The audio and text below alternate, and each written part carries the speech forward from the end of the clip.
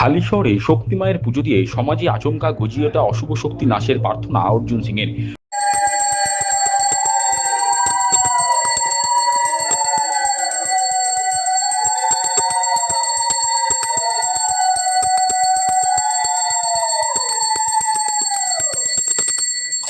সোমবার হালিশহরে সাধক রামপ্রসাদের স্মৃতি বিজড়িত কালী মন্দিরে পুজো দিয়ে সমাজে আচমকা গজিয়ে ওঠা অশুভ শক্তি নাশের প্রার্থনা করলেন নোয়াপাড়ার বিধায়ক অর্জুন সিং।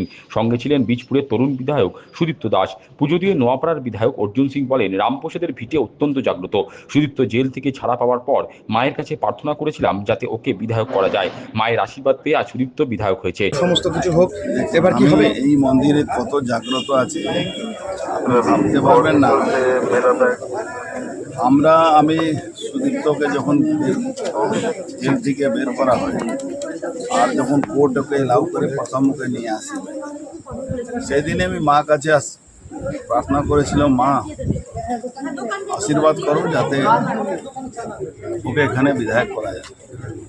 মায়ের আশীর্বাদ হলো, বিধায়ক হলো, আমরা এলাম। সেদিনও আমি বলে গেছিলাম, যখন আমরা বেরোচ্ছিলাম তখন জয় বাংলা স্লোগান হয়েছিল। আমি বলেছিলাম তোদের জয় বাংলাটা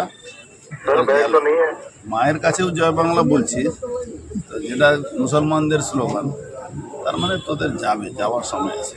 অপরদিকে বীজপুরের বিধায়ক সুদীপ্ত দাস বলেন, হালিশহরের বিশিষ্টজনদের সঙ্গে নিয়ে সাধক রামপ্রসাদের ভিটেকে বিশ্বের দরবারে তুলে ধরা হবে।